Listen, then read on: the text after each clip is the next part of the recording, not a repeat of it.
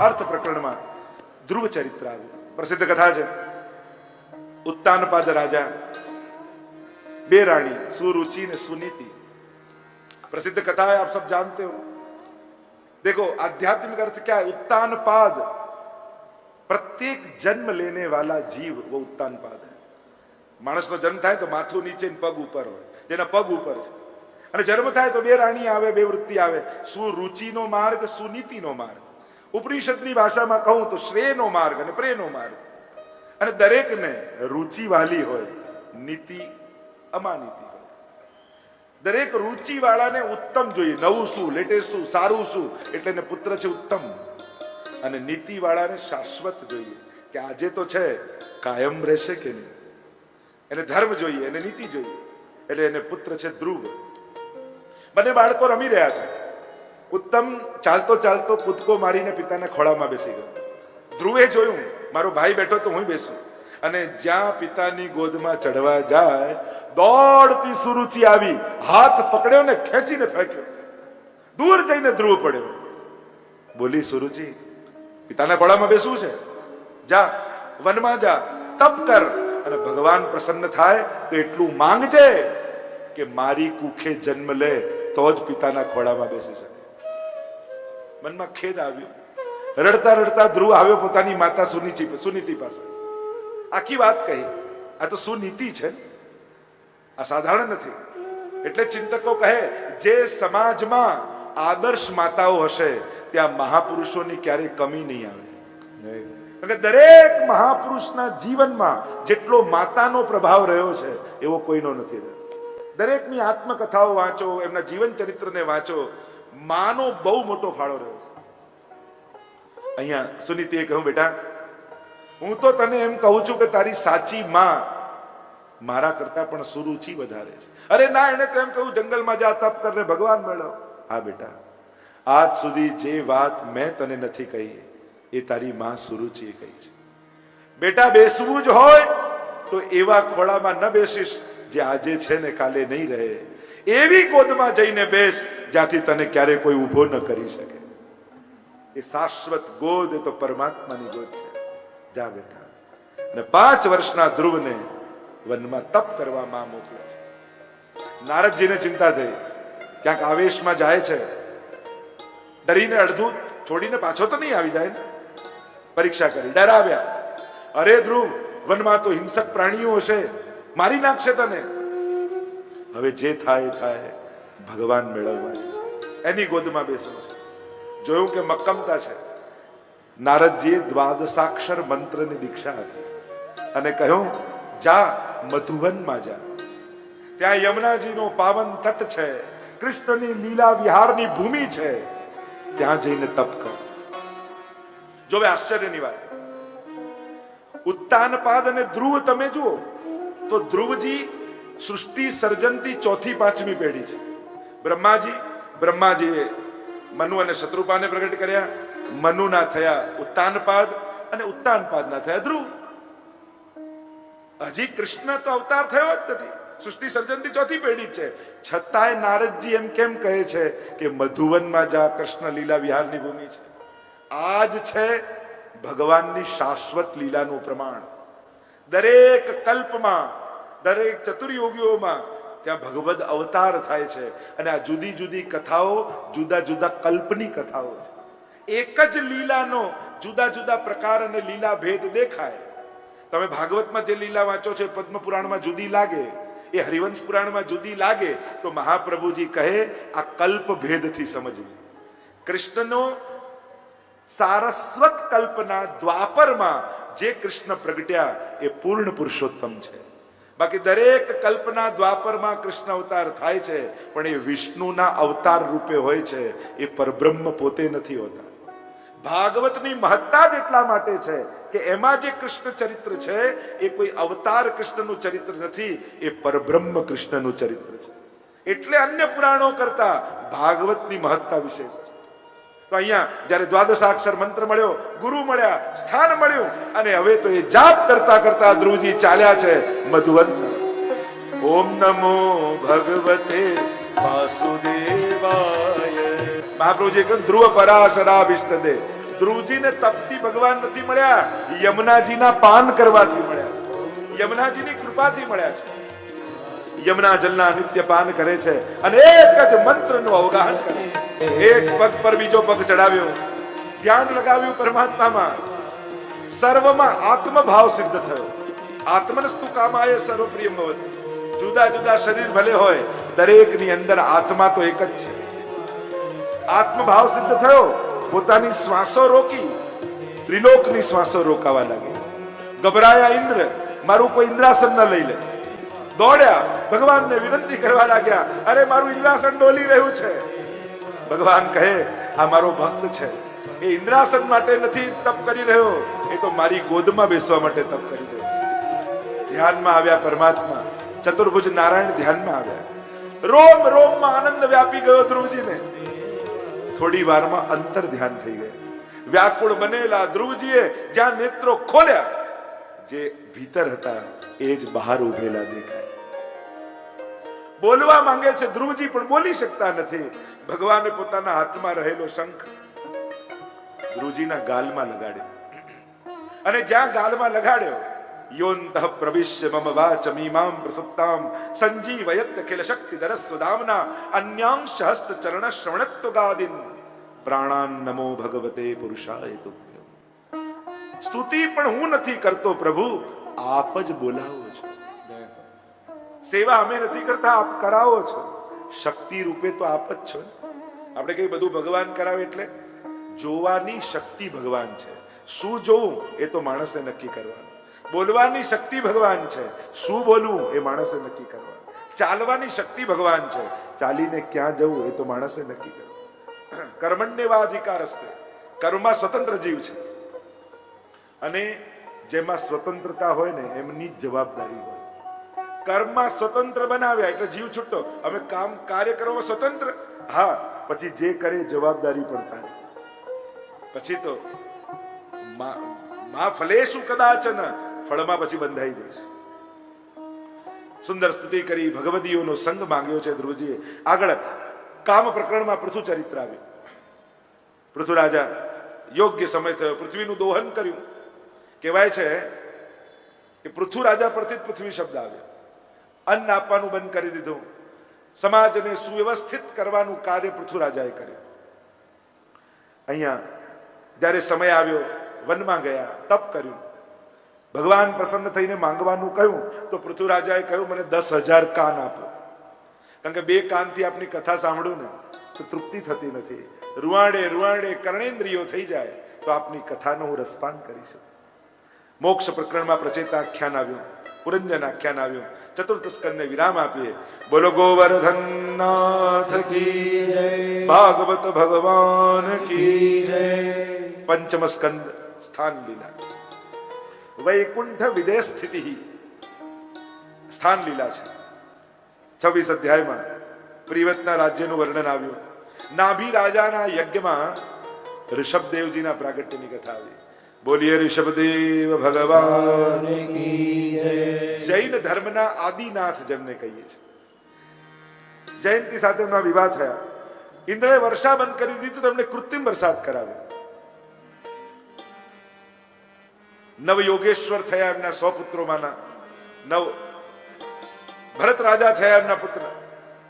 એક વાર બધા બાળકોને ભેગા કરી સુંદર ઉપદેશ આપતા કહ્યું, 83,99,999 યોની એ ભોગ યોનીઓ જ છે. એમાં ભોગવવાનું જ છે કર્મોને. એક માનવ દેહ એવો છે જેમાં ભગવાનની ભક્તિ થઈ શકે છે. બડે ભાગ માનસ તન પાવા કેમ કહીએ છે?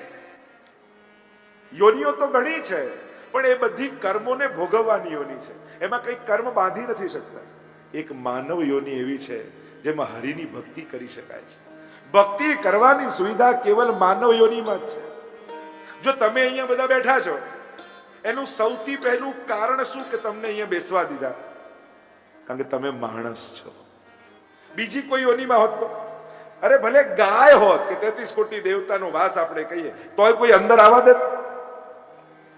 અહીંયા એટલા માટે છો કારણ કે તમે મનુષ્ય છો.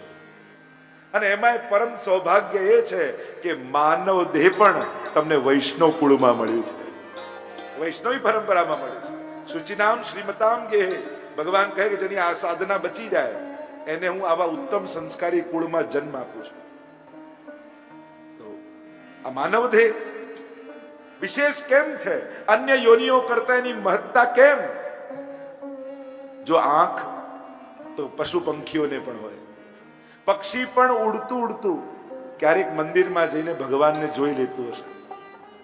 જીભ તો પોપટની છે, રામ શબ્દ તો પોપટ પણ બોલી શકે છે, પણ માણસની જીભમાંથી નીકળેલો રામ અને પોપટની જીભમાંથી નીકળેલા રામમાં ફરક શું?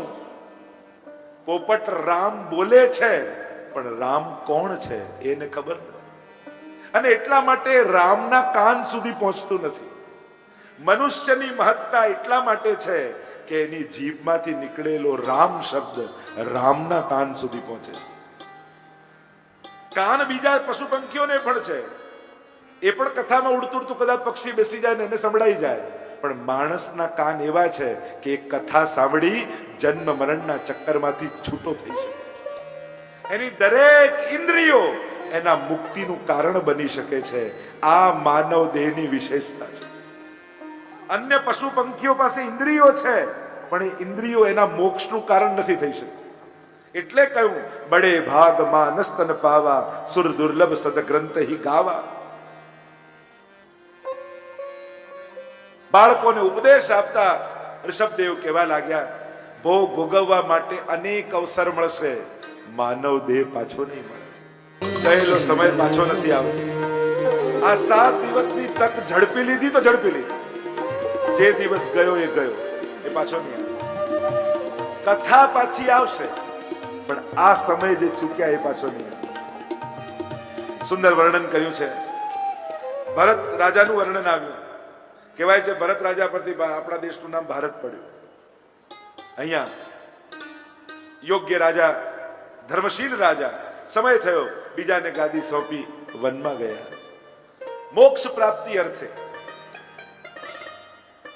એક નદી કિનારે ઝૂંપડી બાંધીને રહે છે અને સ્નાન આદિ કરી રોજ હરી હરી હરી હરી હરી નામની માળા ફેરવે. સમય ક્યારે કરવટ લે ને એનું કાંઈ નક્કી નથી હોતું, અને એટલા માટે સત્કર્મો, સેવા ને પુણ્ય આને ટાળવું નહીં. કારણ કે જો ટળી ગયું ને તો પછી ટળી જ જશે. સામે આવ્યું છે તો ઝડપી લો, કરી લો. ભરતજી રાજકાજ છોડી, બધી મોહ મમતા છોડીને વનમાં આવ્યા, અને કોણ જાણે અહીંયા હરણમાં મોહ થઈ ગયો. એકવાર નદીમાં સ્નાન કરતા હતા, સૂર્ય નારાયણને અર્ઘ આપવા જતા હતા, અને જ્યાં અર્ઘ આપવા જાય ને જલ લેવા જાય એટલામાં સિંહની ધાડ સંભળાઈ. અને સિંહની ધાડ સંભળાઈ તો કેટલાક હરણાઓ પાણી પીતા હતા. એમાં એક હરણી ગર્ભવતી હતી, ગભરાઈને કૂદી ગઈ જળમાં. કૂદી તો ગઈ, પણ પ્રસવ થઈ ગયો, અને નવજાત બચ્ચું તણાતું તણાતું રાજાના હાથમાં આવી ગયું. અરે આ તો હમણાં જ જન્મ્યું લાગે છે. તુરંત કિનારે લઈને આવ્યા, કુમળું કુમળું ઘાસ હતું તોડીને લાવ્યા, હરણના બચ્ચાને ખવડાવવા લાગ્યા. દયા બહુ સારી વાત છે, પણ દયા ક્યારે મોહ બની ગઈ ખબર જ ન પડે. પછી તો એવું થઈ ગયું, મોહ કોને કહેવાય? જે મરતું હતું તો બચાવવું જોઈએ, પછી એને છોડી દેવું જોઈએ વનમાં. પણ મોહ કોને કહેવાય? હવે હું ખવડાવીશ તો જ ખાશે, હું બચાવીશ તો જ જીવશે, હું જીવાડીશ તો જ જીવશે. પોતાને કરતા માનવા લાગ્યા, મોહ થઈ ગયો. હવે તો માળા ફેરે ને હરી હરી હરી એટલે 10 વાર થાય એટલે આંખ ખોલીને જુએ, હરણ હરણ હરણ ક્યાં ગયું? હરી હરી ઘટવા લાગ્યું અને હરણ હરણ વધવા લાગ્યું. અને એમ ન માનતા કે ભરતજીને ત્યાં જ હરણ કૂદ્યું. આપણે સેવામાં બેઠા હોય ને ઘંટડી વાગે ફોનની તો માનજો હરણ કૂદ્યું. આપણે માળા કરવા બેઠા હોય ડોરબેલ વાગે તો હરણ કૂદ્યું. એક મૃગ કે કારણે ભરત ધરી મૃગદેહ, તુલસી વાકી કહાગતી જો સપસો કરત સને. એક હરણમાં મન ગયું તો બીજા જન્મમાં હરણ થવું પડ્યું. તો આપણું મન તો કેટલામાં ગયેલું છે. ક્યાં ક્યાં આસક્તિ લગાવીને બેઠા છે, ક્યાં ગતિ થશે. એકવાર હરણના બચ્ચાએ હરણનું ટોળું જોયું. એને તું મારા સ્વજન તો આ છે, ટોળાની સાથે જતું રહ્યું, અને આમનું મન હરણમાં રહ્યું. છેલ્લો સમય જીવનનો આવ્યો અને એમ કહેવાય છેલ્લે જ્યાં મતી ત્યાં ગતિ. હરણમાં મતી ગઈ એટલે છેલ્લો સમય બહુ મહત્વનો. કોઈનો પણ અંત સમય બગાડવો નહીં. આખી જિંદગી સેવા સત્સંગમાં વિતાવી હોય ને એ બા જયારે એમ છેલ્લા સમય આવે ને તો આપણે જો બા કાકા આવી ગયા, જો બા મામા આવી ગયા, જો બા આ આવી, હવે આખી જિંદગી કાકા મામા જ કર્યું છે ને. અંત સમયમાં એવા લોકોને સામે રાખો જેની જોડે સત્સંગ કરતા હોય, જેની જોડે એમણે યાત્રાઓ કરી હોય, જેમણે એમને કથા સાંભળી હોય જેમની સાથે. એટલે કે કહેવાનો મારો અર્થ, જેને જોઈને એમને ભગવાન યાદ આવે એવા લોકોને સામે રાખવા. અંત સમય કોઈનો બગાડવો નહીં. અંત સમયમાં ભગવાન યાદ આવવા એ છેલ્લો સમય સુધરવાના પ્રમાણ નથી, એ આખી જિંદગી સુધરી ગઈ એનું પ્રમાણ છે. અંતે નારાયણ સ્મૃતિ. ભાગવત કહે છે આ આખા જીવનની ભક્તિનું ફળ શું? અંત સમયમાં ભગવાન યાદ આવી જવા. અઘરું છે. મંદિરમાં ઠાકોરજીના દર્શન ખુલ્લા હોય ત્યારે તમે સામે બેઠા હો ત્યારે પણ મન ભગવાનમાં નથી લાગતું. તો છેલ્લી ઘડીએ હોસ્પિટલના ખાટલામાં ઓક્સિજનનો બાટલો ચડતો હશે, ગ્લુકોઝ ચડતું હશે, ચારે બાજુ ડોક્ટર અને નર્સો ઊભી હશે, ત્યારે ભગવાન યાદ આવશે એની કોઈ ગેરંટી ખરી? ભગવાન સામે છે તોય ભગવાન યાદ નથી આવતા. પણ જોજો, ડોક્ટરો આવીને કહેશે હવે ભગવાનને યાદ કરો, ત્યારે એમ માનજો કે ડોક્ટરે નથી કીધું, ભગવાન જ સંકેત કરી રહ્યો છે કે હવે તો યાદ કરી લે. આખી જિંદગી જેણે ભગવાનને જોયા નથી ને તો ભગવાન પણ કહે તું આખી જિંદગી ભલે ફર, છેલ્લી ઘડીએ તો આઈસીયુ. છેલ્લે ક્યાં જવું પડે માણસે? હમણાં આઈસીયુ માં છે તો પ્રભુ કે આઈસીયુ, હું છેલ્લી ઘડીમાં તને જોઈશ, તું મને ભલે જિંદગી ભર ન જો. તો અંત સમયે ભગવાન યાદ આવવા એ તો ઉત્તમ જીવનનું પ્રમાણ છે, સદગતિનું પ્રમાણ છે. ભરતજીનું મન હરણમાં રહ્યું, હરણ બન્યા, પૂર્વ જન્મનું સ્મરણ રહ્યું, અન્ન જળનો ત્યાગ કર્યો, બ્રાહ્મણ કુળમાં જન્મ મળ્યો. અને બ્રાહ્મણ કુળમાં જન્મ મળ્યો એટલે થયું કે હવે મન ક્યાંય ફસાવા દેવું નથી. જળની જેમ રહેવા લાગ્યા. ગામના લોકો એને જળ ભરત કહેવા લાગ્યા. કોઈનો વિરોધ નહીં, કોઈનો સ્વીકાર, જે મળે એને સહમતિ, ક્યાંય રાગ દ્વેષ નહીં. ઘરના લોકોએ કંટાળ્યા, નીકળી ગયા ઘરમાંથી, જેવી ભગવત ઈચ્છા. નીકળ્યા તો ખરા. રહુગણ રાજાની સવારી જતી હતી. કપિલ ભગવાનનો સત્સંગ કરવા માટે પૂર્વ દિશા તરફ જઈ રહ્યા છે અને પાલકી ઉચકી છે. એમાંથી એક કહાર પાલકી ઉચનારો બીમાર પડી ગયો. કહ્યું જાઓ ગોતીને લાવો ચોથાને. અને સામે ભરતજી દેખાયા, તું પાલકી ઉચકીશ? જેવી ભગવાનની ઈચ્છા. જોડાઈ ગયા. સર્વમાં ઈશ્વરના દર્શન કરનારા ભરતજી રસ્તામાંથી કીડી મકોડાને જતા જોયે, અરે મારો પગ પડી જશે, મરી જશે, એટલે કૂદકો મારે. કૂદકો મારે એટલે પાલકી થાય ઊંચી, ઊંચી થાય એટલે લાગે માથા પર રાજા. એક વાર, બે વાર, ત્રણ વાર, હવે રાજાનો પિત્તો ઉભા રહો. બધાને ઉભા રાખ્યા, પાલકી પરથી નીચે ઉતર્યા. જેમ તેમ ભરતજીની સામે બોલવા લાગ્યા, તું બહુ દુબળો પાતળો, તારાથી ઉચકાતો, જેમ તેમ અપશબ્દો બોલવા લાગ્યા. ત્યારે ભરતજીને થયું કે હવે પરિચય કરાવવો જોઈએ. અને ભરતજી બોલ્યા, આ દુબળો, જાડો, ગોરો, કાળો, આ બધા તો દેહના ધર્મો છે, હું તો આત્મા છું. અને જ્યારે આ શબ્દ એક સાધારણ કહારના મુખમાંથી સાંભળ્યા, ચકિત થઈ ગયા રહુગણ. અરે આ કોઈ સાધારણ વ્યક્તિ નથી લાગતી. પૂછ્યું, આપ કોણ છો? અને ત્યારે ભરતજીએ પોતાનો પરિચય આપ્યો. સુંદર સત્સંગ થયો છે, અનેક પ્રશ્નોત્તરીઓ થઈ છે. ભવાટવીનું વર્ણન કર્યું, ભરતવંશના રાજાઓનું વર્ણન કર્યું, નવખંડ પ્લક્ષાદી દ્વીપોનું વર્ણન આવ્યું, સૂર્ય ચંદ્રની ગતિ, જ્યોતિષશાસ્ત્રનું વર્ણન આવ્યું, નરકની ગતિ બતાવી. કેટલા પ્રકારના નરકો છે. માણસ પાપ કરે છે તો કેવી કેવી યાતનાઓ નરકોમાં એને ભોગવવી પડે છે એનું વર્ણન આવ્યું. પંચમ સ્કંદને વિરામ આપીએ. બોલીએ કૃષ્ણ કનૈયા કી જય. ષષ્ઠ સ્કંદ પોષણ લીલા. પોષણનો અર્થ થાય પુષ્ટિ, પુષ્ટિનો અર્થ થાય કૃપા, કૃપાનો અર્થ થાય અનુગ્રહ. આપણે કહીએ ને અમારો પુષ્ટિ માર્ગ.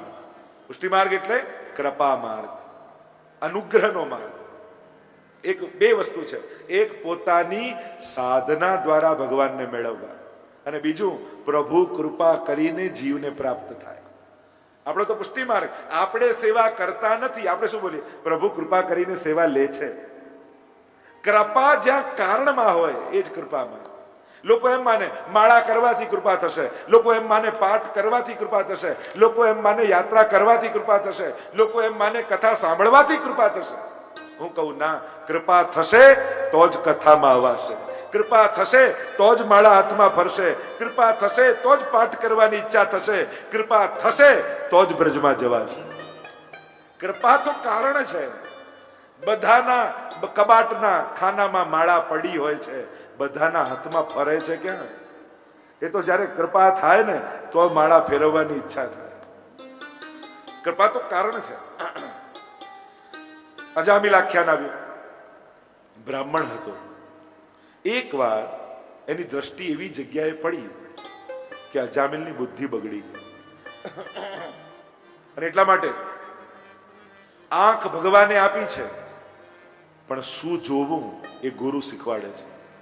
ગુરુની જરૂર કેમ છે? આંખ તો ભગવાન આપી દે છે, પણ શું જોવાય ને શું ન જોવાય એ સમજ ગુરુ આપે છે. જીભ ભગવાને આપી છે, પણ શું બોલાય ને શું ન બોલાય એ ગુરુ શીખવાડે છે. કાન ભગવાને આપ્યા છે, પણ શું સાંભળવું ને શું ન સાંભળવું એ ગુરુ સમજ આપે છે. એવી જગ્યાએ દૃષ્ટિ પડી કે મન બગડી ગયું, બુદ્ધિ બગડી ગઈ. બ્રાહ્મણત્વનું કર્તવ્ય છોડી દીધું, ગણિકા સાથે રહેવા લાગ્યા, ન કરવાના બધા કાર્યો કરવા લાગ્યા. એકવાર એક ગામમાં મહાત્માઓ આવ્યા. યુવાનો બેઠા હતા બહાર. પૂછ્યું, અહીંયા કોઈ પવિત્ર બ્રાહ્મણ છે જેને ત્યાં અમે ભોજન કરી શકીએ? હા, અમારા ગામમાં અજામિલ નામનો બહુ પવિત્ર બ્રાહ્મણ છે. મશ્કરી કરી. મહાત્માઓ આવ્યા અજામિલને ત્યાં. ગર્ભવતી હતી સ્ત્રી, બીજું કોઈ હતું નહીં. ભોજન કરાવ્યું. મહાત્માઓને થયું કે જેના ઘરનું અન્ન લીધું છે એના પર કૃપા કરવી જોઈએ. દક્ષિણા આપો. ભોજન તો કર્યું. અમારે ત્યાં તો દક્ષિણામાં કાંઈ નથી. મારે દક્ષિણામાં બીજું કાંઈ નથી જોઈતું. એટલું વચન આપ, તારે જે બાળક થશે એનું નામ તું નારાયણ રાખજે. સંતોએ વિચાર કર્યો, એમ તો ભગવાનનું નામ અજામિલ નહીં લે, પણ દીકરાનું નામ જો નારાયણ હશે ને તો એ નારાયણ નારાયણ નારાયણ 4 વાર બોલશે તો કૃપા થશે. બાળક થયું, નામ રાખ્યું નારાયણ. અને એટલું બધું વહાલું અજામિલને, નારાયણ આવ, નારાયણ આકર, નારાયણ આલવ. આખો દિવસ નારાયણ નારાયણ નારાયણ નારાયણ ચાલે. 88 વર્ષનો થયો અજામિલ. યમદૂતો દેખાયા, ગભરાયો, ડર્યો, અને ડર્યો તો પુત્રને પુકાર કર્યો, નારાયણ. દીકરાએ તો ન સાંભળ્યું, પરમ પિતાએ સાંભળી લીધું. પાર્ષદો આવ્યા છે પરમાત્માના. સંવાદ થયો, યમદૂતો પણ આવ્યા. યમદૂતો કહે કે આ તો પાપી છે, આને યમલોક લઈ જઈએ. પાર્ષદો કહે પણ આને અંત સમયમાં ભગવાનનું નામ લીધું છે. અરે ભગવાનનું ક્યાં દીકરાને બોલાવ્યો? અરે ભગવાનનું નામ તો એવું છે ને, અજ્ઞાનાત અથવા જ્ઞાનાત ઉત્તમ શ્લોક નામ યત સંકીર્તિતમ અઘમ પુંસો દહે દેદો યથા નલ. એ જાણતા લેવાય કે અજાણતા, ભગવાનનું નામ તો અગ્નિ જેવું છે. અગ્નિમાં જાણતા લાકડું નાખો કે અજાણતા પડી જાય, અગ્નિ તો એને બાળી જ નાખે છે. અજામિલ આખ્યાન આવ્યું. આગળ ભગવાન દ્વારા, દક્ષ દ્વારા ભગવાનની સ્તુતિ, નારદજીના શ્રાપની કથા આવી. દક્ષ પ્રજાપતિના 60 કન્યા વંશોનું વર્ણન આવ્યું. ઇન્દ્ર દ્વારા બૃહસ્પતિનું અપમાન થયું. ગુરુ પદ ત્યાગ કર્યો બૃહસ્પતિએ. વિશ્વરૂપને ગુરુ બનાવ્યા. વિશ્વરૂપે નારાયણ કવચની વિદ્યા દેવતાઓને આપી.